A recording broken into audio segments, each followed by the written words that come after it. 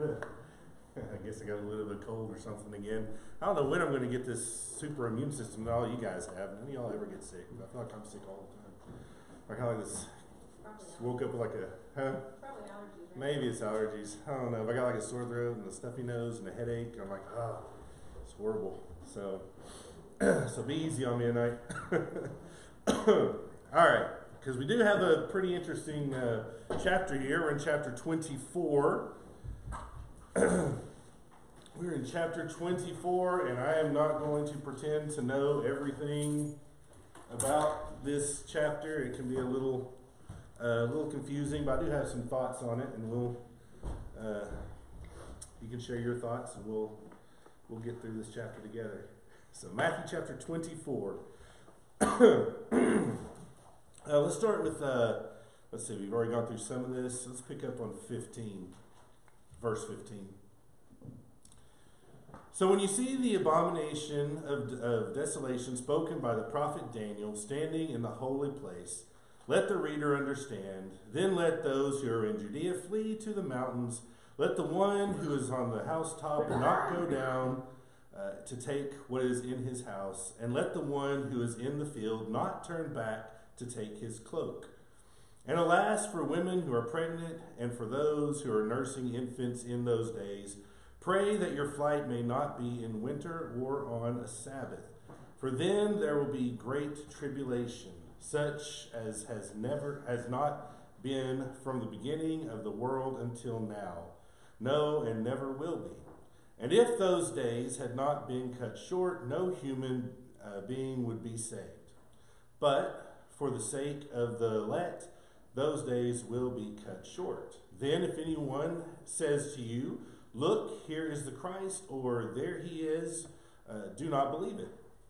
For false Christs and false prophets will arise and perform great signs and wonders, so as to lead astray, if possible, even the elect.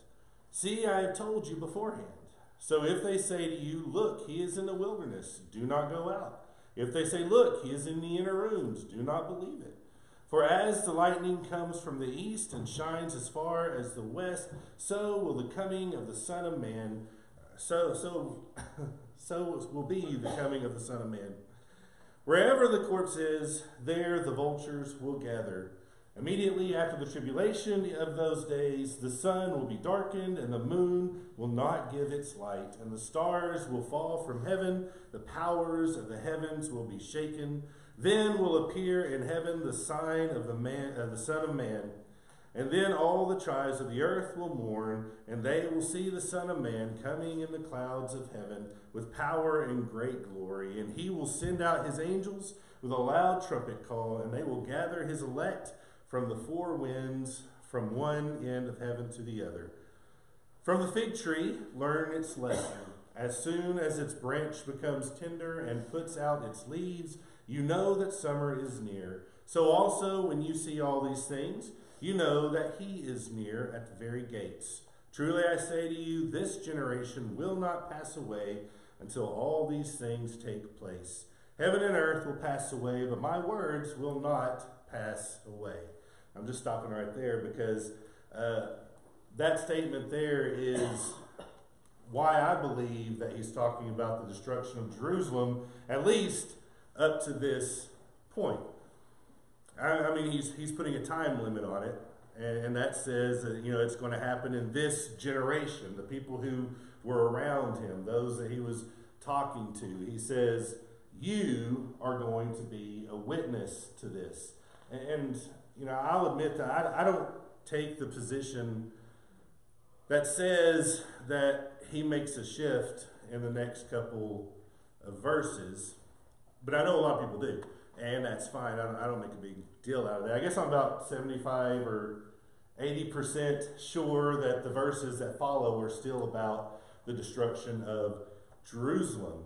But when you have the verse that says, this generation will not pass away until these things take place, then I'm about 99.999% sure that the verses leading up to this have been about the destruction of Jerusalem. Even though he uses some very apocalyptic language, some very universal type language, but go back through the prophets. When you go back through the prophets, you realize that those exact same kinds of things have been said about judgments that were brought on Edom, Assyria, Egypt, Babylon, Israel, all these things, those same kinds of things about the sun being blotted out, the stars falling down, all of those kinds of things. In fact, I think some of that apocalyptic language actually stems from the very early in Israel's history when Egypt was judged, because remember it had a couple of days of darkness where there was no sun in the sky, stars were blotted out.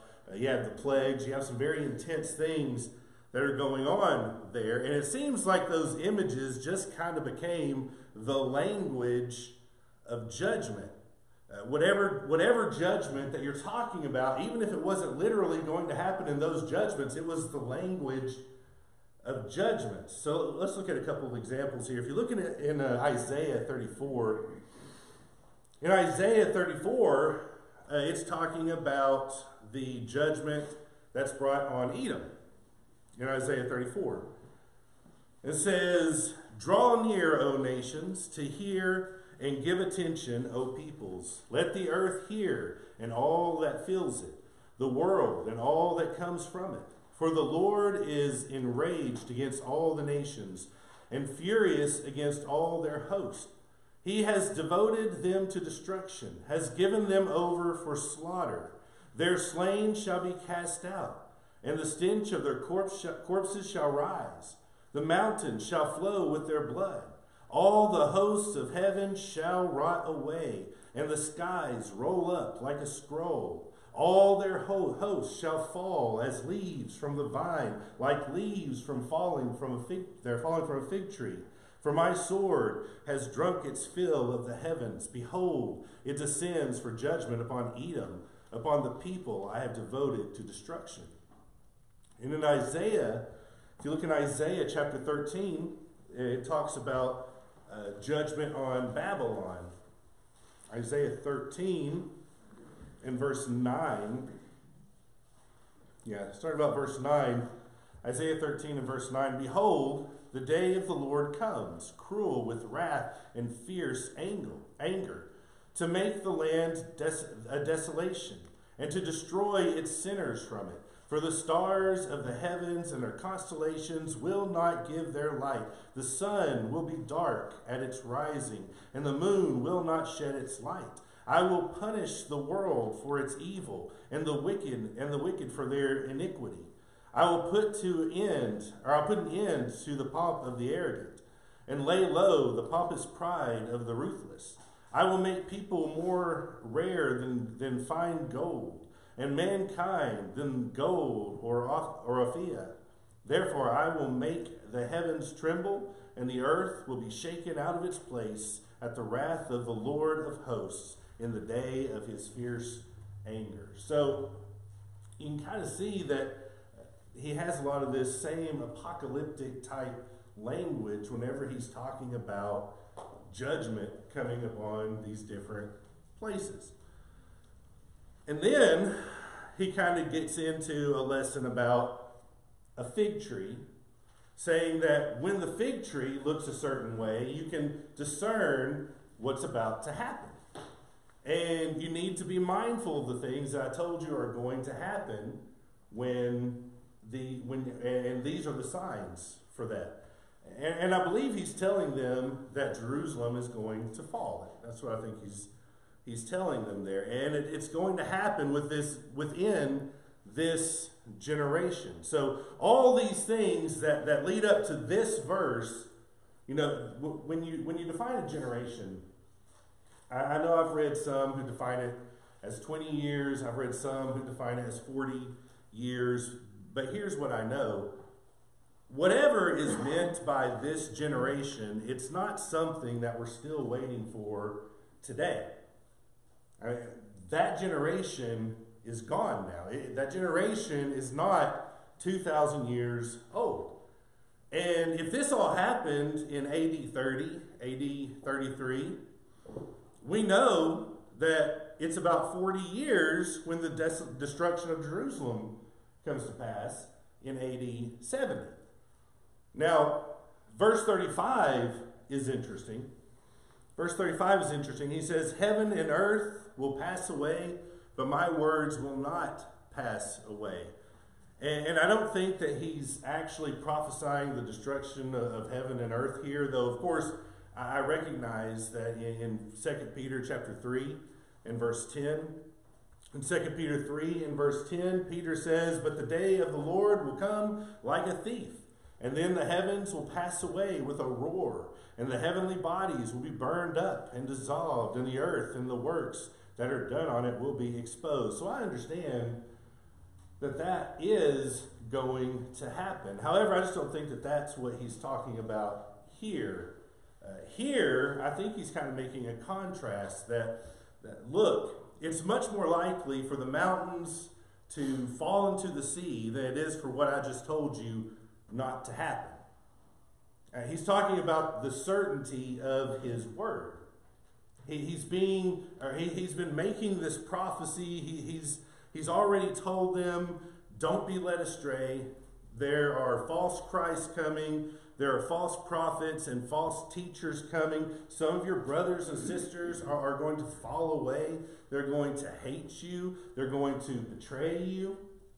And look, there's going to be a whole lot of people who, because lawlessness has increased, their love is going to grow cold. And I'm telling you, this is going to happen. It's going to happen. Now, I don't know the day or the hour. I can't tell you the date. 80, 70, June 5th, 7:30 in the evening.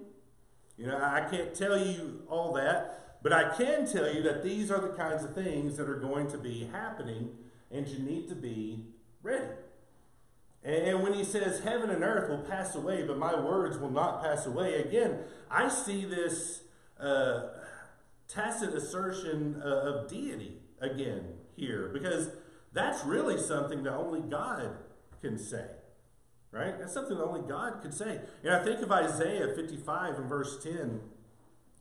Isaiah 55 and verse 10, for as the rain and the snow come down from heaven and do not return there, but water the earth, making it bring forth and sprout, giving seed to the sower and bread to the eater, so shall my word be that goes out from my mouth. It shall not return to me empty, but it shall accomplish that which I purpose, and shall succeed in the things for which I sent it. So this is an attribute of the word of God. It never fails. It's always true. It always delivers. And that's what Jesus is saying about his own word. So basically he's saying, I am God. I am the Son of God. Also, I think of Psalm 50. Psalm 50 in verse 16 says, but to the wicked, God says, what right have you to recite my statutes or make my covenant or take my covenant on your lips? For you hate discipline, and you cast my words behind you. If you see a thief, you are pleased with him, and you keep company with adulterers. You give your mouth free rein for evil, and your tongue frames deceit. You sit and speak against your brother. You slander your own mother's son. These things you have done, and I have been silent. You thought you thought that I was one like yourself. But now I rebuke you and lay the charge before you. Now, most of the time, I come back to this in verse 21, and I kind of pluck that sentence out of the context there and use it to make what I think is a valid point. And that is that God is not like us. He's not like us. And we can apply that in numerous ways. But in the context of Psalm 50, what God's pointing out is, here are people who are committed to God. They say, we're going to keep your word and we're going to do your will. Their word said, we are going to obey. But then they didn't obey. And so when he says, you thought that I was like you, he's really talking about that specific idea of you thought I was like you and that I say things and then I don't do them. You say things and you're not doing them. And you thought that I was like that, but that's not the way it is. And now I'm bringing my judgment. My word is coming to pass. I told you, if you behave in these ways, then you'll be judged. And I'm not like you. You say you're going to do something and you don't do it. But when I say that I'm going to do something, I do it. And that gets us back to Jesus' statement here. Heaven and earth may pass away. The stars may fall from the sky. The mountains may crumble into the sea. But my word is going to happen. Judgment is coming if you don't follow God's will. 2 Timothy chapter 3 and verse 16 says, all Scripture is breathed out by God and profitable for teaching, for reproof, for correction, and for training in righteousness, that the man of God may be complete, equipped for every good work. Apart from the Word of God, then we're not complete. And apart from the Word of God, we're not equipped for every good work. Isaiah 40 and verse 6. Isaiah 40 and verse 6 says, a voice says, cry. And I said, what shall I cry? All flesh is grass, and all its beauty is like the flower of the field. The grass withers, the flower fades. When the breath of the Lord blows on it, surely the people are grass. The grass withers, the flower fades, but the word of our God will stand forever. What's really powerful is that here he's actually talking about the promise of the coming Messiah. And there's this picture that's fulfilled in John who goes forth as a forerunner. And I bring all this up to point out that the issue of the Lord's word enduring forever, it does apply to the judgment. But it also applies to the promises. It applies to the promises of if we're in his kingdom, we have the resurrection. We have the glorious bodies. We have the transformation to be like him. And so that's why we've got to stick with his word and make sure that we're sticking with that, because his word is certain. And I want to continue on in verse 36 here. Let's see. But concerning that day and hour, no one knows, not even the angels of heaven, nor the Son, but the Father only. For as were the days of Noah, so will the coming of the Son of Man. See, I'm messing all this up tonight. For as in those days before the flood, they were eating and drinking, marrying and given in marriage, until the day when Noah entered the ark. And they were unaware until the flood came and swept them all away. So will be the coming of the Son of Man. Then 2 men will be in the field. One will be taken, one will be left. 2 women will be grinding at the mill. One will be taken, one left. Therefore stay awake, for you do not know on what day your Lord is coming. But know this, that if the master of the house had known in what part of the night the thief was coming, he would have stayed awake and would not have let his house be broken into. Therefore you also must be ready, for the Son of Man is coming at an hour you do not expect. Now,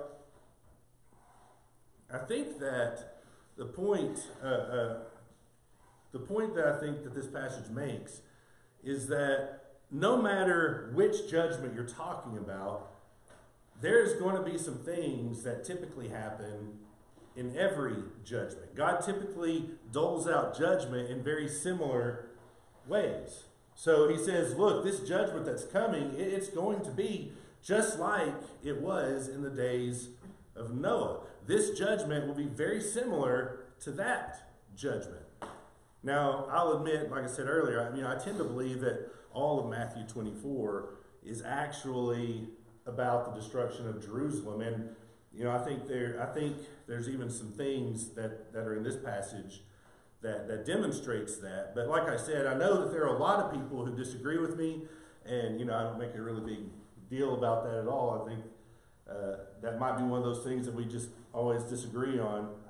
But there's a lot of brothers and sisters, a lot of folks, a lot of you probably believe that verse 35, in verse 35, you kind of have this switch, where you switch and he starts talking about the end of the world and the final judgment that's going to come.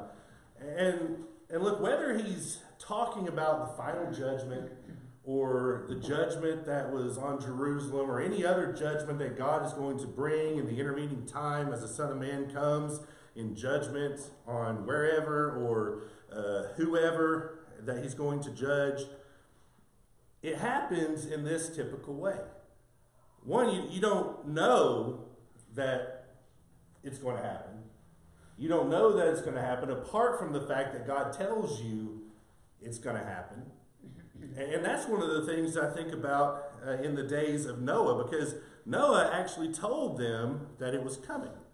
Right? Noah let them know that it was coming, but nobody was listening and nobody was repenting except for his own family. Right? They're the only ones who listened. And so everybody could have known that the judgment was on the way. In fact, they even saw him preparing for it. He's building this huge ark, right? This giant wooden ark. He was building that thing. And I believe he was even called a preacher of righteousness or a herald of righteousness. So everyone could have known. They should have known because it was being proclaimed. So we know judgment is coming because God's word says it's coming. We prepare because God's word says to prepare. But other than that, when I just look around in the world, I mean, there's always some bad things that are happening. There's always good things that are happening. It's never meant the end of the world before. It hasn't really meant the end or judgment on our nation before. So it's not like there are these things in the world that happen and all of a sudden we figure out that we need to get ready. But, he's talking about the way the world looked in the days of Noah. And I'm always struck by that statement that it says they were marrying and they were given in marriage.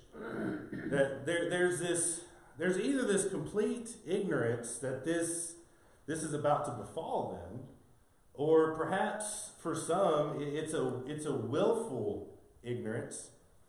Because, like we pointed out, Noah has been preaching and he's been building this great wooden ark. But either way, there's just this idea that life will continue as it always has. It's going to just continue on like it always has. The sun is going to continue to rise and set. The seasons are going to continue to change, and life is just going to continue on as usual forever. And of course, the natural course of life is getting married and having kids and all that. And of course, when judgment does come, it's probably wrecking somebody's wedding day, right? But here's the thing that we need to realize. When the Romans started knocking down the walls of Jerusalem, it was too late. It was too late to do anything about it. When you read Josephus' account of the fall of Jerusalem at the hordes of Rome, one of the things that he talked about was this unique time where the forces were called back away from the siege of Jerusalem. And the picture is painted that in that time, in that window, Christians escaped the city. At least the ones who really believed that Jerusalem was going to fall. Now, many didn't believe that this was just a little window to escape destruction. They thought, hey, the Romans are leaving. But of course, the Romans came back, and Jerusalem was destroyed. And the Christians really got persecuted then by the Jews who saw them as traitors. But the point is this.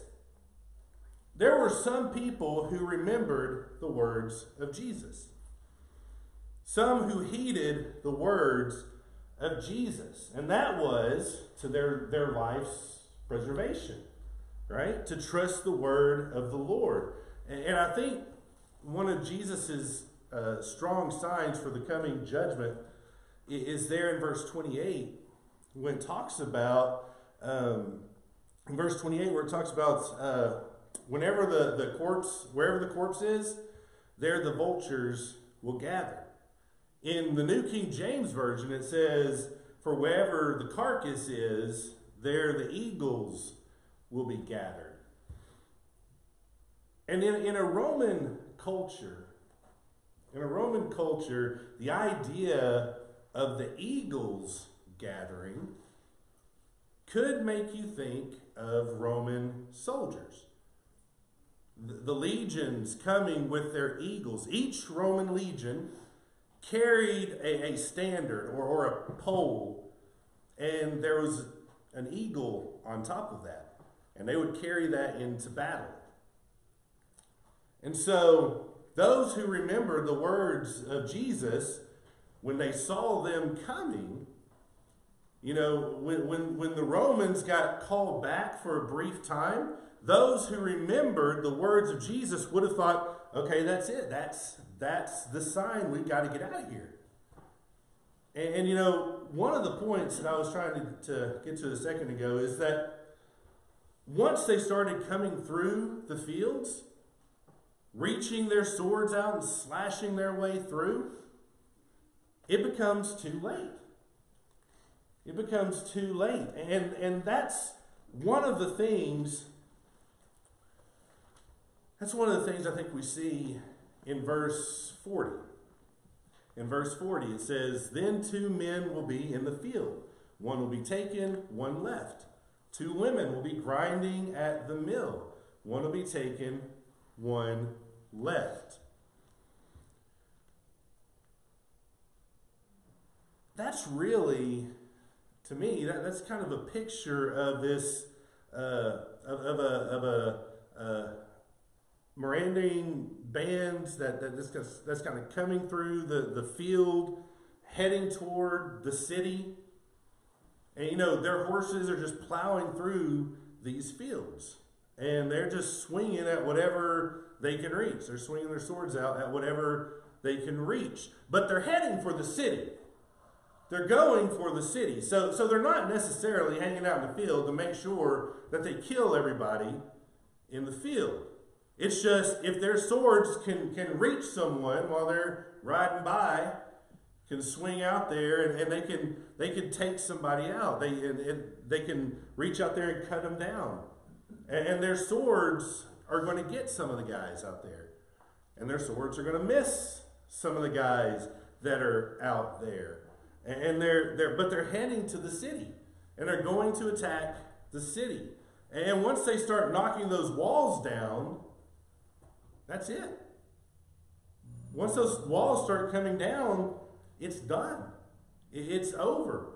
And the folks, if they hadn't listened and hadn't left, hadn't noticed the signs and hadn't taken off, then it's going to be too late. And they're going to be involved in that judgment.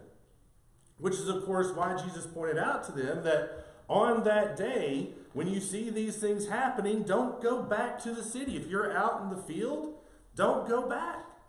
And that's one of the reasons why I don't think that it's talking about the end of time.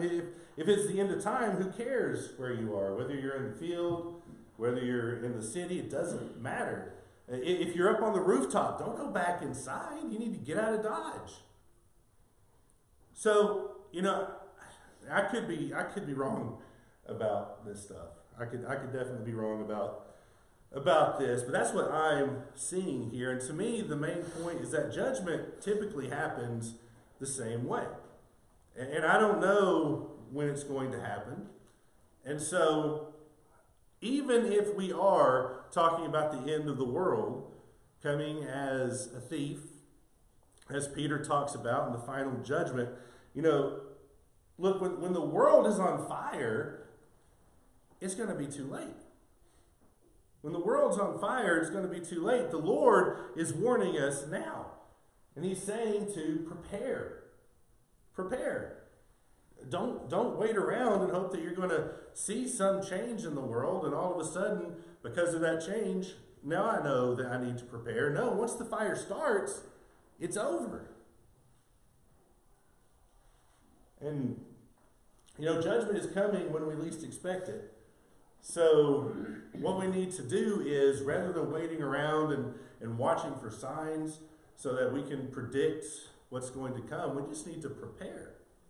We need to prepare for it. We need to be ready for it. Because it could happen at any time. It could happen tonight. It could happen 100 years from now. We don't know.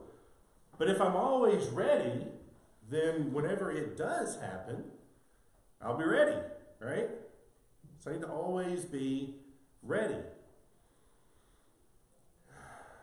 Does anybody want to say anything? I've been talking this whole time. I'm sorry. I just had a lot of stuff I was trying to get through. So, does anybody have anything they want to add to that? Does anybody think I'm way off and want to change it? Well, in verse 3, the disciples asked him these two questions. The second question was, and the end of the age. Now, I've always believed that it meant they're the end of the world, because no man knows when that's going to happen, he tells. And just like Peter. But yeah, and I guess that goes back to how you would define the end of the age, and I kind of see it along that same line of generational, into this time. Throughout history, we've had different ages. We've had the Dark Ages, the Bronze Age, all these different ages. And so I always kind of saw that as the end of whatever the age that they're in at that point, is how I kind of saw it.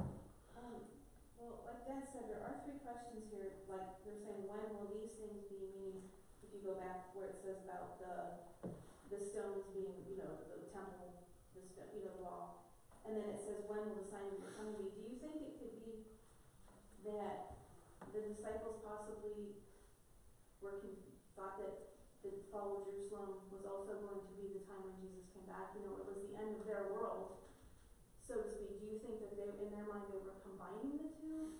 And perhaps as Jesus is talking here, because he does talk about, you don't know what day the Lord is coming.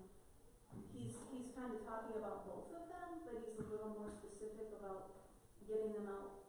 I don't know. It just seems like I see what you're saying, how it seems more physical, but yet there are spiritual aspects in it. And when he's talking too, and that's one thing I think about. I'm glad you mentioned the spiritual aspect of it, because sometimes I think he is kind of talking to both. Like this is the main thing I'm focused on here, but there are spiritual aspects to all of this, of course. I think about when we talked a little earlier about when everybody came back, the disciples came back, and they were excited because they were able to cast out demons in his name and so forth. And he talks about how he saw Satan. Jesus talks about how he saw Satan fall from heaven like lightning, or however that's phrased like that. And then we're kind of thinking along the same line of that was his response to what they were saying.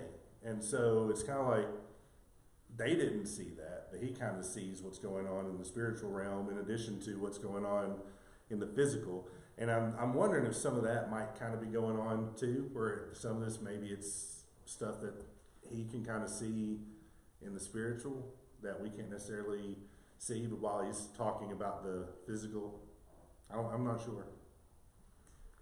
I see it as a comparison, verse 36 here. I think he's comparing the destruction of Jerusalem to the end of time. Mm-hmm. And he's, in my mind, he's interchanging. It's been about the destruction of Jerusalem, I agree with that. But I think that in verse 36, kind of looks to me like he's comparing it to the end for all of us, Mm-hmm. Yeah, it might be that they're adding that he is adding maybe a little bit of a comparison to it, that he's saying, this is about what's going to happen, what's coming, but there's a little comparison to what's going to happen in the long run as well. Donnie? Verse 35, heaven and earth will pass away, but my words will not pass away. There's several different levels of heaven. So I don't think this is the eternal heaven that's being talked about. It could be the heavens that the birds fly in, or even the heavens that the stars and the moon, all that exist in. But when I look back at like verse 21, for there will be great tribulation such as not occurred since the beginning of the world until now, nor ever will, unless his days have been cut short. No life would have been saved, but for the sake of the elect, those days will be cut short. That parallels with what we see in Revelation. In Revelation, there's so much imagery, you know, and this is apocalyptic, right? It's about tribulation, great pressure on God's people. But in Revelation, we see a great battle, and we understand that the here and now is Rome, and Rome is defeated. But then it goes on. There's continued battle, and ultimately Satan is conquered and thrown in the lake of fire. So, in some ways, there's a lot of parallelism here between the fall of Jerusalem, the fall of Rome, the end of times, the Satan being defeated. Yeah. Yeah, and I think you will. I think you do. I think you're right as far as you do see some of these same kinds of, you do see the parallels and the connections between the two. And so, yeah, it's fascinating to look through. And I don't have a full, complete grasp on all of it, but it's fascinating to go through. Does anybody else have anything they want to add before everybody comes in?